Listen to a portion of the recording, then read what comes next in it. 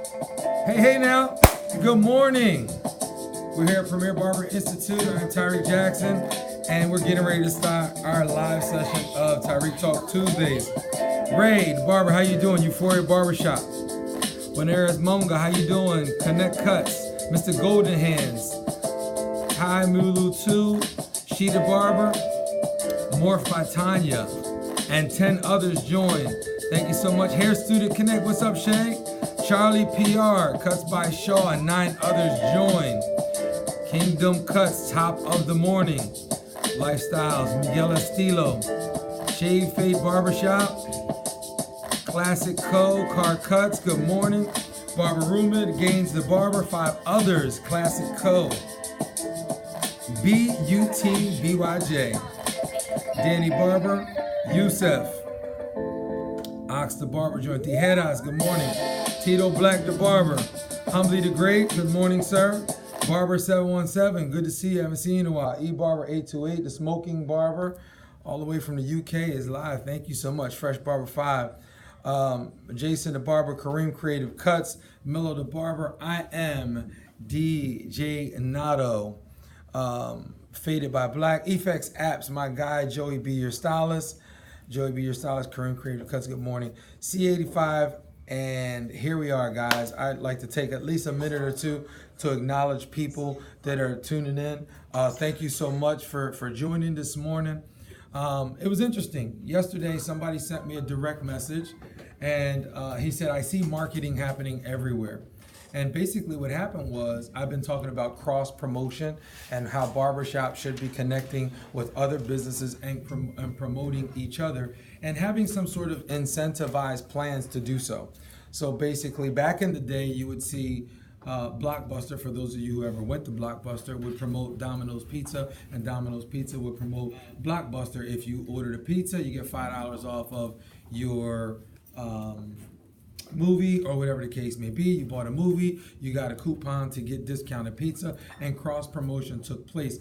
A lot of times you find that barbers aren't really cross promoting like we should. We actually have more resources than a lot of people because we deal with so many people that come into our barbershop. There are a lot of people that come into your businesses, beauty, nail, it doesn't matter, in the beauty industry, in our culture of barbering, and styling hair and beauty and makeup in this world, what we live in now. Our barbers are photographers.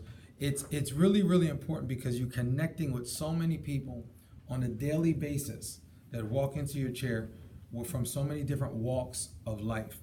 And if you understand, if you're paying attention, you have an opportunity to connect with these people and begin to cross promote. Say you have a client who has a tow truck company.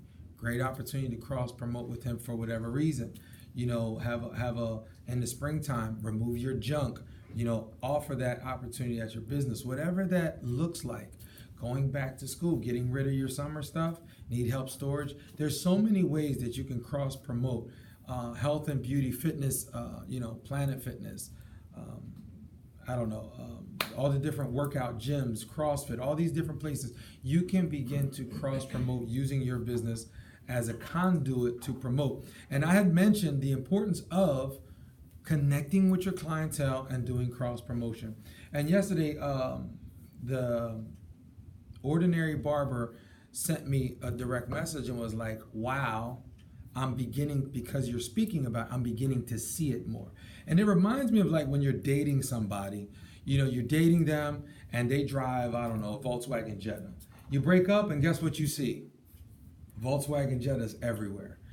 Or you start dating somebody and it's a good relationship and you continue to see that Volkswagen Jetta, the red one, or whatever the case may be. And every time, oh, there's another one. Is that her? Oh, that's not her. And you begin to see it because you're aware of it. And the more you're aware of something, the more it stands out to you. If you're not aware of it, it may not stand out to you and you may not see it. So I'm just trying to bring some light to some stuff. And the Ordinary Barber sent me an ad while he was at the gym of 3 beauty salons or whatever. They were cross promoting with a local Planet Fitness. They had incentives built into their packages to cross promote one another. And he said, thank you for sharing this with me. I'm seeing it everywhere I go. The next thing he did was he saw the last 3 pictures that I posted yesterday of the kid that I cut with the design in his hair. And he said, I appreciate you sharing with us what you do. More importantly, you doing what you say that you do. And number one, I would never first tell you to do something, the one that I'm not willing to do or that I haven't done. And what he was talking about was on the page of the kid, I had tagged or geotagged locations for those haircuts. One was Chuck E. Cheese, another one was Sky Zone, and the other one was a place called Going Bananas. These were all kid places. This is where kids go and have fun and do stuff. You know, Chuck E. Cheese, obviously you know what that is. Sky Zone, a little bouncy, you know, trampoline spot. And Going Bananas is another spot where there's all kind of stuff that kids can do. Laser tag, games, slides, trampoline, just a variety of things. And with that, he was saying, I like the fact that not only are you sharing this information with us, but you're actually doing it. The Smoking Barber hit me up and he said, I don't see any golf clubs in your photo of the haircut today. Are you messing up your timeline? And my response to him was yes, all the time. I'm constantly doing these things because it helps to promote what I'm doing. It helps to promote my business. And so people are observing what you're doing. And when people are observing what you're doing, they recognize it. Today we're going to talk a little bit about recognition. Last week we talked about leadership and what leadership looks like. And there's so many ways to describe, explain, give a full understanding of leadership. But leadership is something that is obtainable by everyone. Now, no different than a parent. Everyone is capable of being a parent if you can conceive or have a child, right? You're capable. Some people aren't good parents. Some people don't want to be parents. And some people are really good parents. And so that's normal life, right? And you could be a leader. Some people are in leadership positions that aren't good leaders. Some people don't want to be a leader. And then some people are good leaders. But it is something that's obtainable. You have to work at it. It's a work in progress. It's not something that you're just born with. It's something that happens and you develop it. Some people are better at it because of their basic skill sets, things that they learn behavior, kind of help them. Good parenting, good structured environments help to teach and guide leadership. Good businesses have good leadership. And so the first example that I've given last week on leadership is one of the best forms of leadership is the first one is just leading by example. You can't ask anybody to do something, one, you're not doing or not willing to do. They have to see it in you. For example, I've mentioned this before and I'll mention this again. My business at the barbershop. I park down the street where I'm supposed to park, and I expect everybody who works there to park down the street. It's a block away, and we also have a church parking lot that's a block and a half away at our first location. And my expectation is that everybody that works at the shop follows that rule. They wouldn't follow the rule if I don't. Now, I could easily say, I'm the boss, I could park wherever I want. But that's not good leadership if I'm not teaching you and showing you that I'm willing to do what I'm asking you to do. That's the first example. You have to first lead by example. The second one is visual. They see it, right? That's the first. Then the next one is action. What action takes place? Am I actually doing the things that I'm asking you to do? Am I doing the things that I'm expecting you to do? And then there's the expectation. One, you're taught how to do it. One, you see it. Another one, someone is being that example. There's the action taking place. You actually see them doing what they say they do. And then there's an expectation. Because you know what the expectation is, I'm expecting to see you do it. I want to see if you do it. And so there's the expectation. The most important one, I think, when it comes to leadership is, for me, is having what I call command presence.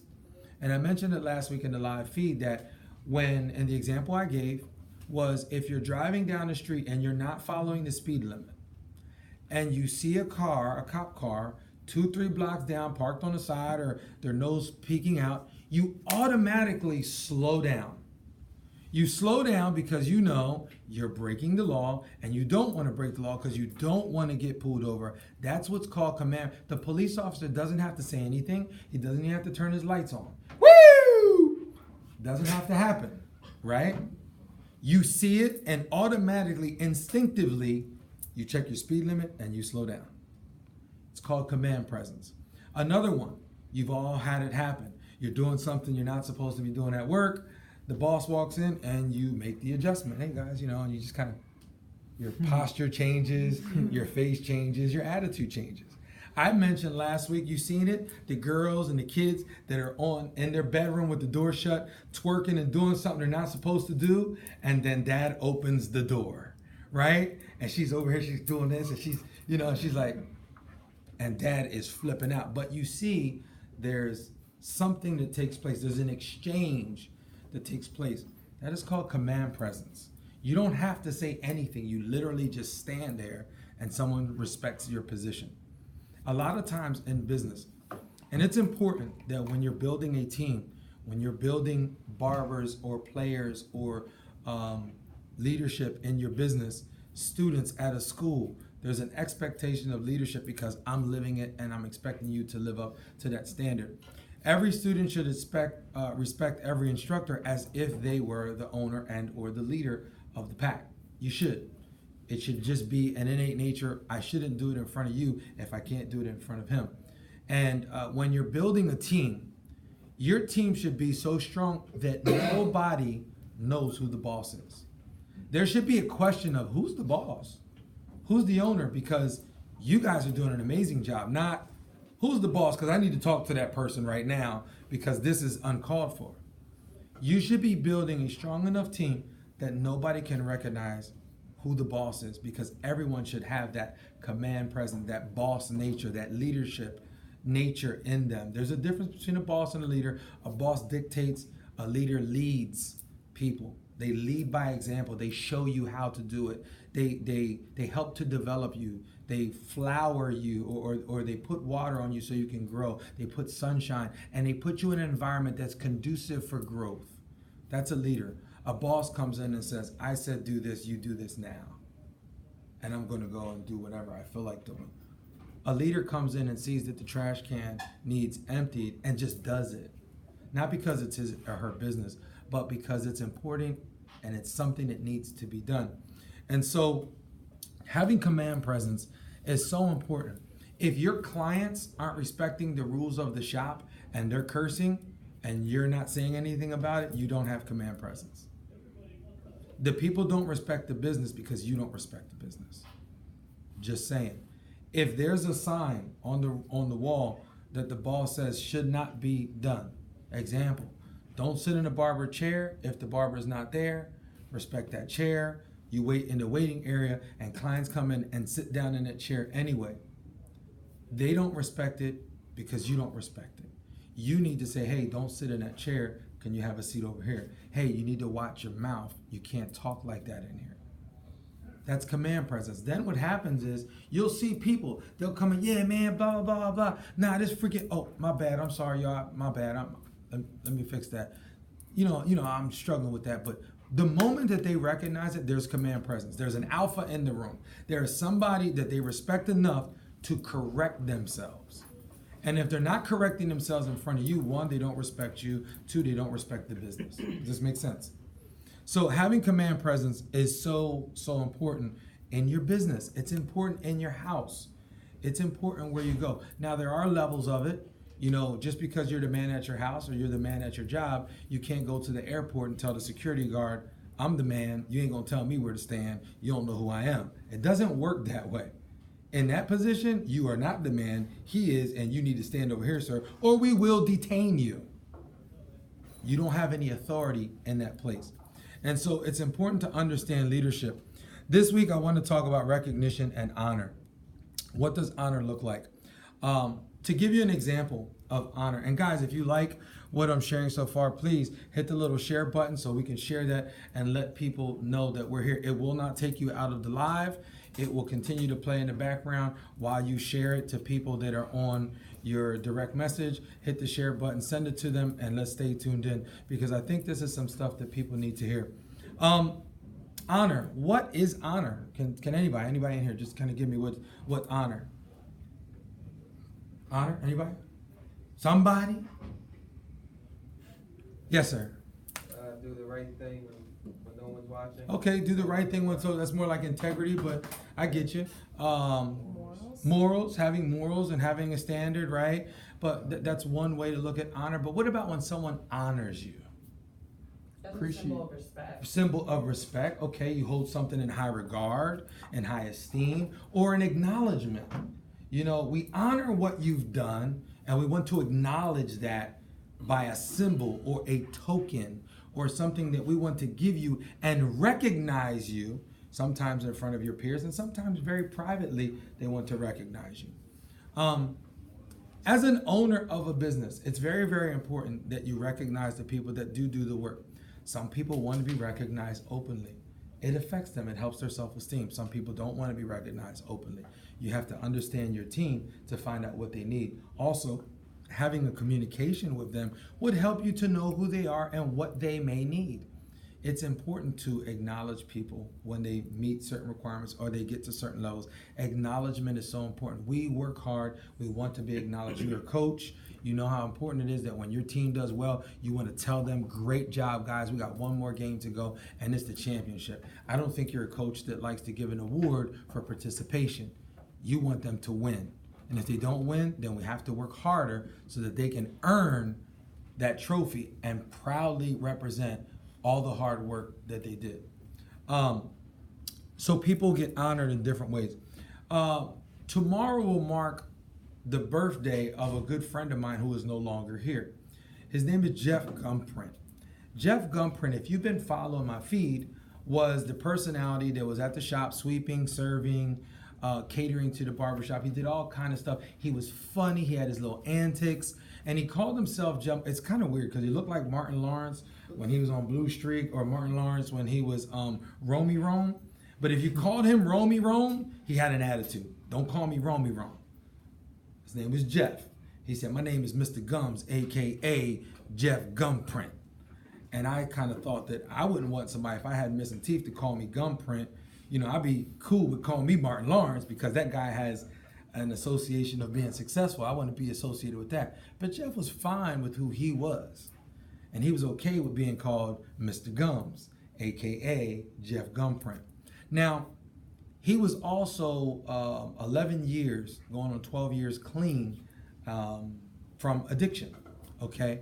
And so every year, actually what they do is there's a 30-day, they give you a coin, you made it to 30 days. There's a 60-day, you get a coin, you made it to 60 days. There's a 90-day, you made it to 90 days, and then there's a year. You've done very good, you've been clean. We want to honor the fact that you have remained clean in our community, Narcotics Anonymous, and so we want to honor that and kind of announce that in front of everyone. It's a milestone, and so they give you a coin, and you carry that coin. It's a little token that you carry with you, so you have it in your pocket. It's something that you can remember for your service and remaining clean, okay? And so what they also do is when you die and you pass, and I remember being at his funeral. He had passed away. He had a condition in his leg that sepsis took over as an infection. He couldn't heal because he was diabetic, and it took his life. Tomorrow would be in his 53rd birthday. I miss him. He's awesome. He's just an awesome, dynamic person. But I remember being at his funeral, and the people who came to speak about him spoke of all the wonderful things that he did, how he was able to connect people, how he was able to serve people's needs, how he was able to just do things that a guy without a car, without certain means, was able to just make things happen. It was very responsible. But one thing that they did is they went to his mother and said, this is a coin.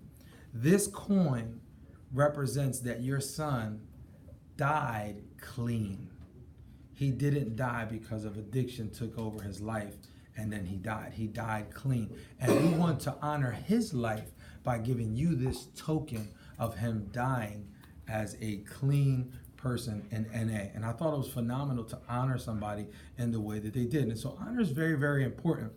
You know, they also live by, it's a sobriety coin. They also live by a program. It's called the 12 Steps. And, you know, you can talk about all the different steps, but it's a process to get through them. The most important one is number 12. When you get to 12, the idea is that when you get there and you have come to a place of healing and change, that you would not only live that way, but you would help the person to the right and to the left of you, and you would share that experience and that with them so you can help them along the way. And so it's really, really important that you pay it forward and that you begin to share with the people around you. So the military is simple to that. And last week, when I talked about honoring, I was wearing, and I didn't wear it completely, I put on a dress blue Marine jacket. I don't know if you got a chance to catch it. I put it on, I only had it halfway so that you can see that it was authentic.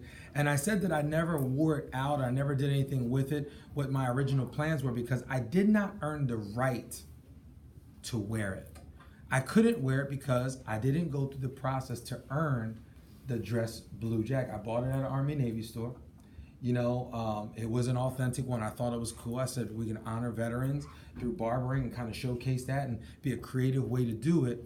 However, I did take some photos, and I wasn't respecting the Marine Corps in the way that they represent themselves.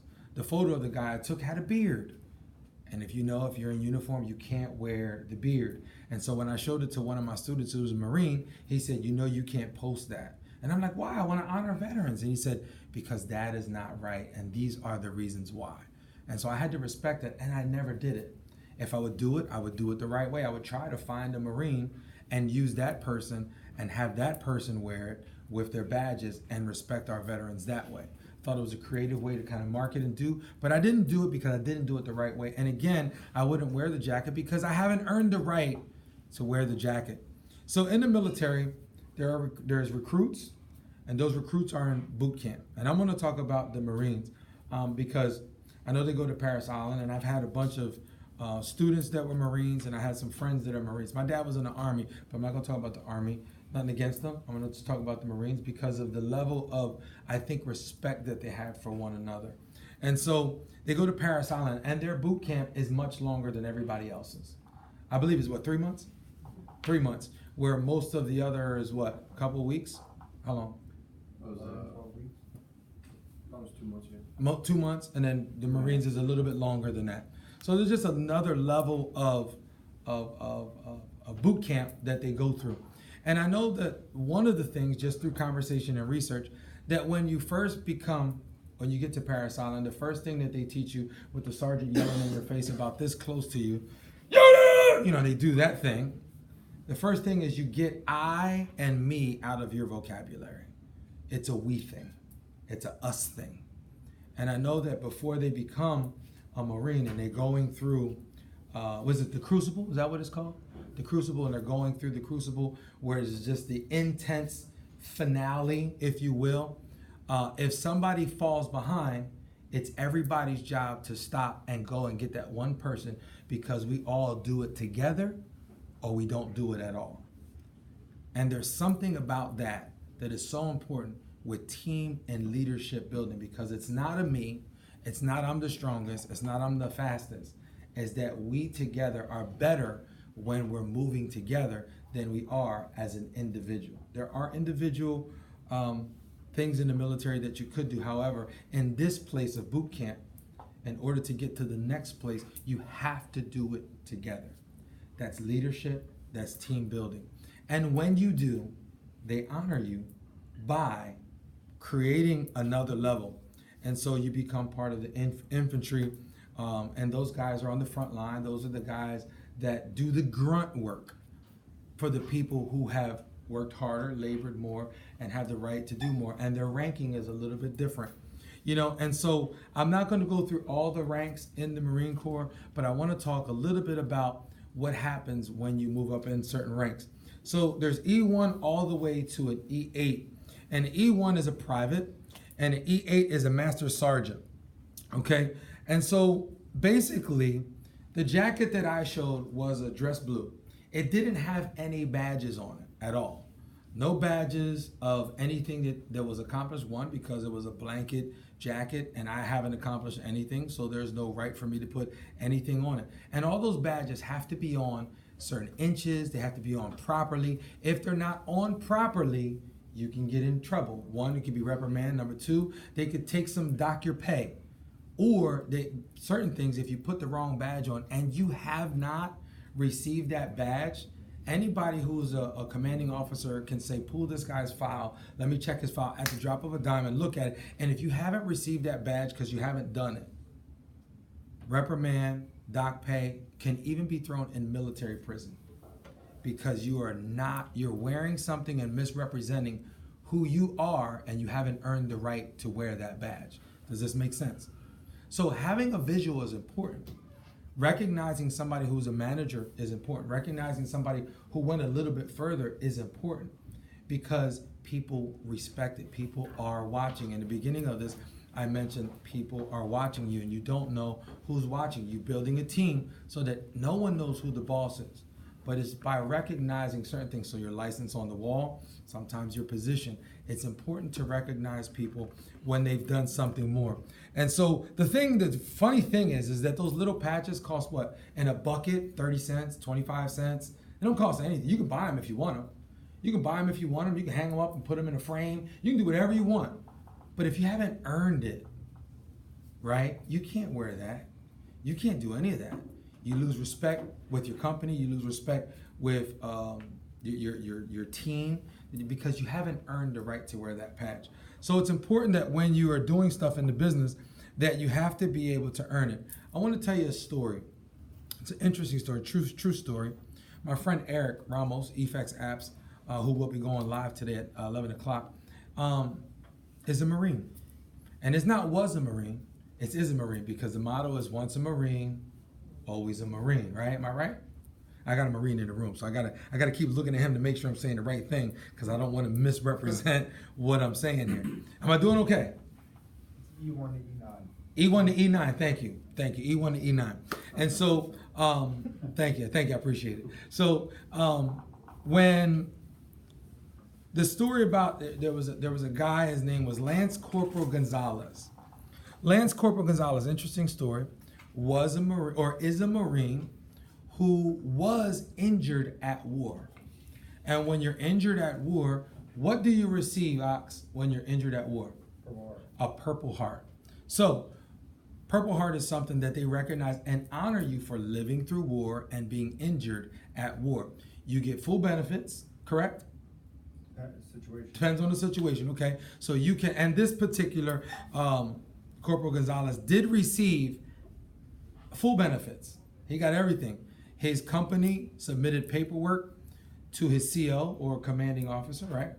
And what happens was when they submitted that information, the company officer has to sign off on the information in order for you to receive your Purple Heart. Now, he was injured at war. It did happen. He did get full benefits. It did happen. And one of the things that happened was Eric was mentoring some youth, and it was a team building exercise. It was a camping trip or something of that nature. And he had asked Lance Corporal Gonzalez to come on and talk to our kids. And he talked to the kids and he said, this guy was injured at war. He understands team. We want you to meet him. And he's got a Purple Heart. Now, by definition, he should have received his Purple Heart. And so what he did was he thanked him on social media with a photograph that said, thank you, Lance, Corporal Lance Gonzalez, for your service and receiving a Purple Heart and talking to our young people. And Gonzalez responded. He called him privately and he said, hey, Eric, I want to talk to you. I never received my Purple Heart. And he was like, what do you mean? You were injured? You got benefits? This happened? That happened? He goes, yes. But there was one thing that did not happen. My CO, when the company submitted the paperwork, went off to another tour and was unable to sign at the time. So when he returned, I had already been gone and I never got the paperwork finalized to get it signed. So therefore, I never received my Purple Heart. Now, everything else was right, but because of one process wasn't completed, he never received his Purple Heart. That's honor. He knows he probably deserved one because of his work and what happened. However, he also honored the fact that there is protocol. There is something that needs to take place. And what has to happen is his CO would have to sign off on that paperwork in order for him to receive his Purple Heart. And so he never received it. So It's interesting because could he fight for it? Could he go back? It's so far. You're talking 8, 10 years removed from this place. You've never received his Purple Heart. It doesn't change the fact that he went to war. It doesn't change the fact that he fought for his country. It doesn't change the fact that he was injured. It doesn't change the fact that he did his job and he did his job well to have an honorable discharge and get full benefits from the military because of his injuries at war. But he never received his Purple Heart, and he won't claim it because his CO didn't sign off on the paperwork. That's another form of honor and respect for who you are and what you represent. So he won't wear a Purple Heart because he never received it. That's a tough pill to swallow for some people. Some people will come back upset and angry. I never got what I deserved. And there's a lot of people in business that feel like you don't recognize my hard work. You haven't recognized what I do. Part of it is there's some communication. Sometimes you just don't know. Sometimes you don't know what people, because you don't see it doesn't mean that it's not being done. Does that make sense? Just because you didn't see it happen doesn't mean that someone's not being acknowledged. As a boss, as an owner of my businesses, as a leader in my businesses, I try my best to find out what's going on with my team. And I'll ask, everything all right? You good? If they tell me, great, we have a conversation. They say, no, I'm good. I don't know, because you don't tell me. If you did something, I like when you can just handle a problem, but I like it even when you handle the problem and then you tell me, hey, this was an issue. Don't worry about it. I took care of it. I want to know that because I want to honor your hard work. When a client texts me and says, hey, Tyreek, I went to your shop today and Felix did an amazing job. Or I went to the shop today. As a matter of fact, yesterday, one of my barbers, Kurt, was getting a haircut, and a guy came up to me afterwards. He says, look, I've been following Kurt for years. Dynamic barber, great guy to have.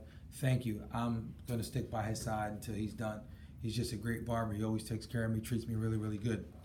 I love to hear that kind of stuff so I can honor the person who is doing the work. If you're an owner and you're a business owner and you're a leader, or you're in a position of authority and you're in charge, it's not so much that when you're a leader, you're in charge. It's how you're.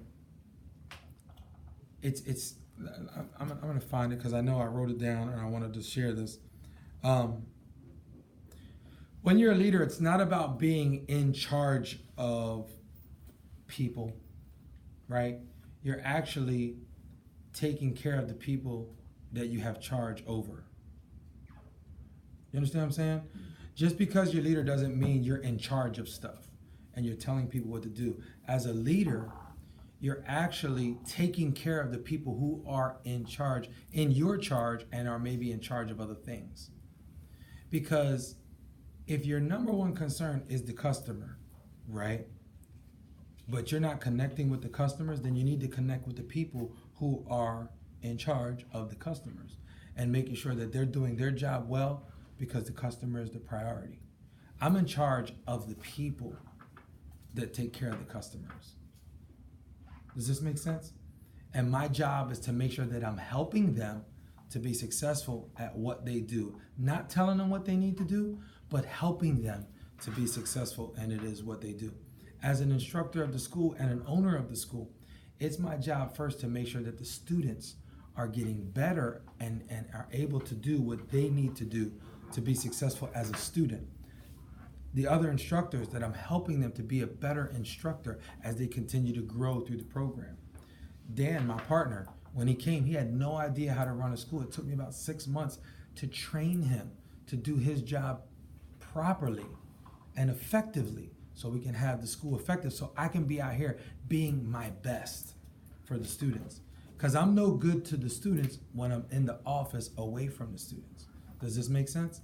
My job is to make sure that as a leader, as a coach, as a mentor, as an owner of a business, that I'm connecting with the people and helping them to do what it is they need to do in order to be successful in what it is that they do.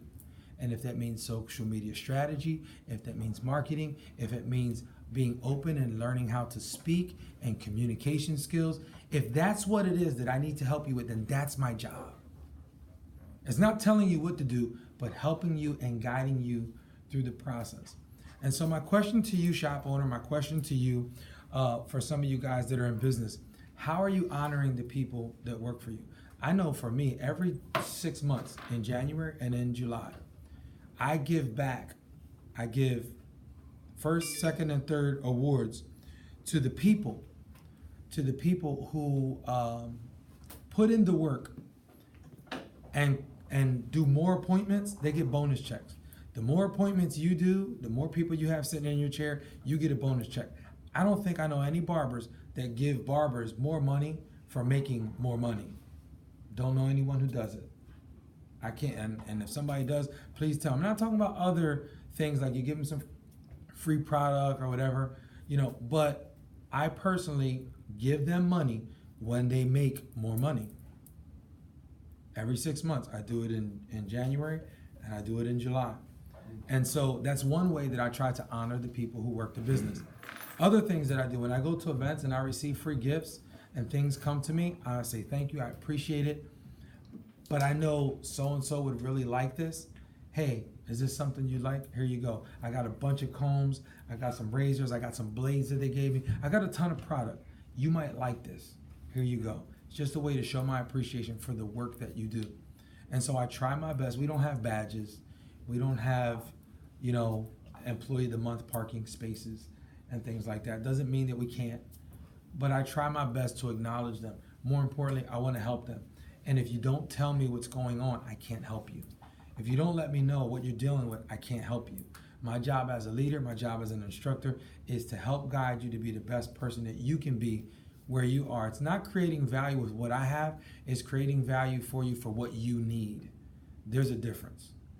And I hope that you take advantage of the people that you have around you, that you take the time to connect with your staff that work your business, that you take the time to connect with the students that are in your life, that you take the time to connect with your family and your spouses that put in the work every single day to ensure that your household is intact, that the bills are paid for, that your kids are at school on time, that the shop is running and the doors are open on time, that it's closed on time. Those things, acknowledge them, recognize them openly, publicly, and privately, however you think that person needs it. But I think it's so important that you take the time to honor the people who do the things that they need to do, one, first for themselves, but two, while doing that, they're helping your business. Serve your needs by serving the needs of others first. And if they're doing their job well for themselves, they're also doing the business a good service because they're there doing their job well. Acknowledge them, respect them, honor them.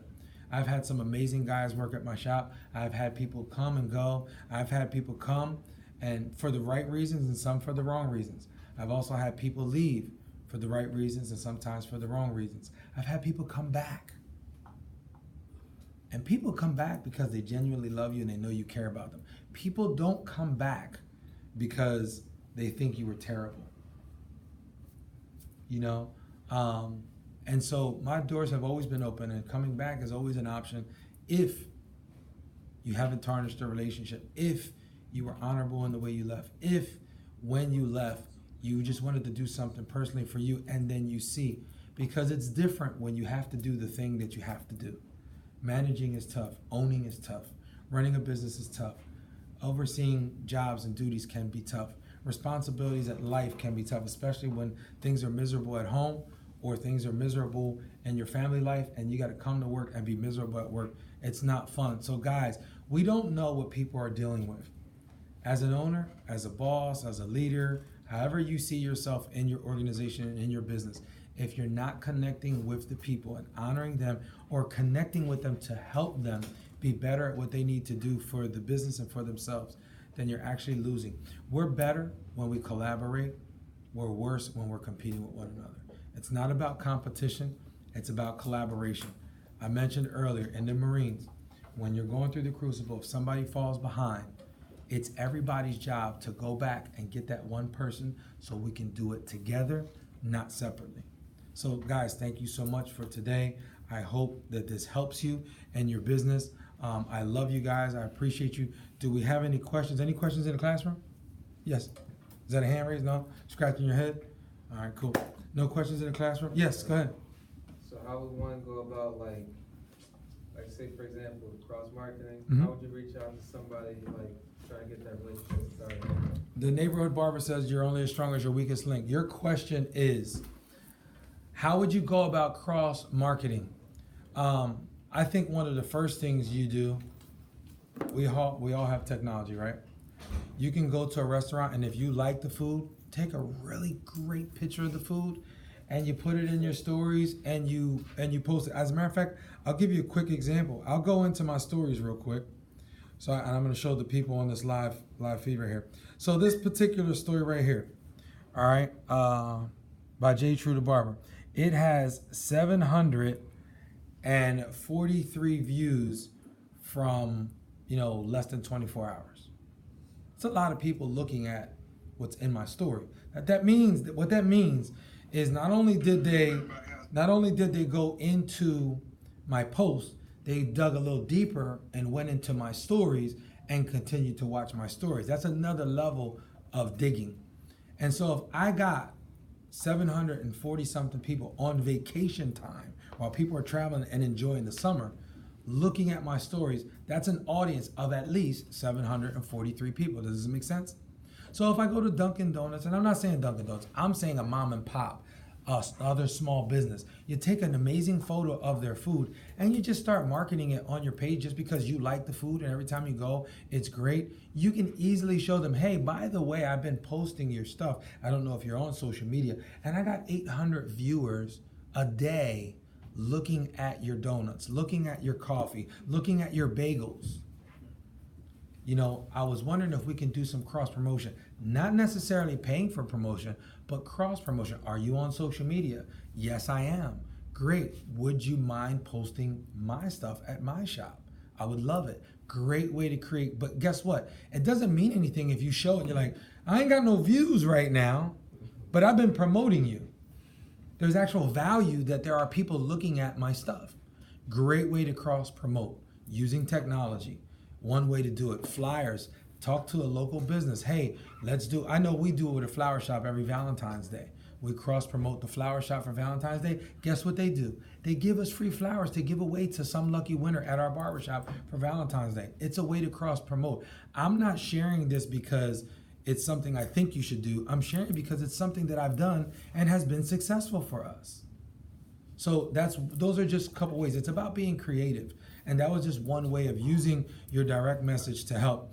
So thank you so much. Do we have any other questions on here? Is there any questions in here? Nothing else? All right, let me go through here. How long should you wait to remodel your shop? Baron Barbers, I love this guy. He was a former student, opened up his own shop. He's doing very, very well. It depends. I think I'm due for a remodel at Shop 1. And I remember Eddie Dupp was like, don't remodel. Let's wait until you do the big, thing, either put the shops together or move the location or whatever and invest the money in that. So we didn't remodel. But one of the things I like to do is I think sometime around the 4 or 5 year mark is a good time to do some remodeling. You don't have to do a lot. It could be simple paint. It could be a change of a floor. Stations could be the same. Maybe the chairs need an upgrade. Chairs are usually the thing that's most visible because that's where it's getting most wear and tear. Is the butts in the seats, the chairs start to rip, things start to happen, stuff starts falling apart. And so putting some money aside in an escrow so that way you can invest in purchasing some new chairs. It's easy to sell chairs. There's always somebody at their house that wants to cut hair that will buy your chairs for $75 to $150 that you can take that money and reinvest it in new chairs. So I think a 5 year mark is a really, really good time. Thank you so much. Gladys, I believe I can help that veteran. Please DM me. Awesome. Thank you so much, hon. We'll do. She's out of Florida. Be useful. Don't be useless, but don't allow yourself to be misused. I love that. Best barber. The smoking barber. Tariq is teaching by example, not just by saying what to do. Thank you so much. What if they push you away? Styles a million. What do you mean, what if they push you away? I would like to know a little bit more about that. eBarber828. I think I'm going to have to do the Yo no tengo cambio challenge because you've been telling me to do it and I haven't done it, and maybe I'm just going to have to do it. So we'll figure that out, man. And thank you so much. You're only as good as your last cut. Prophet Elijah Hatari, thanks for this, man. Not a problem. Thank you guys for tuning in. More importantly, guys, hit the share button and share it with somebody who you think may need to hear this information. It's not just barbering, it's life. And life through barbering or life through this platform. How do you reward your barbers, or what systems is used January and July? Perfect. So Mr. Goldenhands, we have our own personal app, and the analytics that are creating that app that Effects app has built for us, and he's going live at 11 o'clock. So maybe that's something that you can ask him and how we did it. What I generally do is that we have a $5 booking fee associated with our appointment scheduling, and so the person who makes the most appointments obviously earns because they're creating revenue, and so it's a way to give back and appreciation for that. So what I do is first, second, and third, whoever books the most appointments, they get I think it's $200 is what I do. The second person gets $150, and then the last person, third place, gets $75. And so it's a way to encourage the other barbers. Look, if you want to make more money and you want that free week of chair rent, or you want a bonus for just working and making more money, this is what you got to do. And ask them, what did you do to be successful so that you can get better and I can build my clientele up and create more revenue. So Mr. Goldenhands, I would connect with Effects Apps. He's built it for me. I have all the analytics for my business. I can tell you how many walk-ins we have a month. I can tell you how many appointments each barber is scheduling. I can tell you which barbers are using our loyalty card and are not. I asked a guy yesterday in our staff meeting, are you using a loyalty card? He said, I've given away free cuts. I said, no. Answer the question. Are you using the system that we have that are designed to offer free haircut services? And he goes, no, I have not. And I said, I already know. You know why I know? Because my analytics tell me who is using it and who is not. And if you're not using it as a barber for our system, shame on you, because it's a way to get barbers to engage with how we do business. And using your phone to scan their phone to give them a loyalty stamp, or to punch in a code to give them a loyalty stamp, to give them a free service. A free service, when you think of free service, that's not how you share it. It's a $25 value. It's a $30 value. If you do 2 of them, it's a $60 value.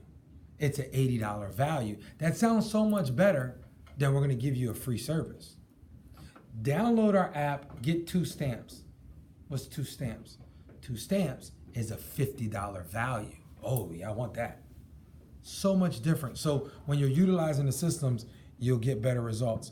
Move on to the next business. to Styles a Million. Thank you. Should you promote your success? I'm not sure what you mean by that one. Well, if I understand correctly, I don't think you should brag about what you're doing to brag. It's not for bragging rights. We're the best barbershop in town. Everybody's the best barbershop in town. Who should be bragging about you is the clients. Your Google and your Yelp reviews are going to be the reviews that's going to brag about you. You don't need to brag about yourself. Those things, when your shop is busy, people see it. When they try to book with you and they can't get in, they see that you're busy. They must be doing something right. I need to get in that schedule. That's how your business speaks volumes about you. You don't need to speak about it. I had a student. I got a couple minutes. I had a student, and it was interesting. He came to school one day, and he had a tattoo on his forehead, and it said, "The Boss." And I looked at him and I said, his name was Eric too. I said, bro, what's up? He was like, it says The Boss. And I said, why do you have a tattoo that says The Boss? He says, because I want to be a boss like you. And I said, do you see a tattoo on my forehead that says boss? No. The thing is I don't have to say I'm the boss. You feel it. It's that command presence that I'm talking about. I don't have to talk about I'm the man in here. That's what you feel. That's the energy I'm giving off. I don't need to put a tattoo. Guess what? He went to jail and he called me from jail. And the very first thing I said to him when he called me from jail, you already know what it was. I said, I got a question for you. He said, what's that? I said, how's that tattoo working for you right now? And he said, well, nobody messes with me. I said, maybe they don't. but you ain't the boss. Because somebody says, lights out, ciao, lights out, get up, go outside, go to bed, turn the light off. That's what they do. You're not the boss.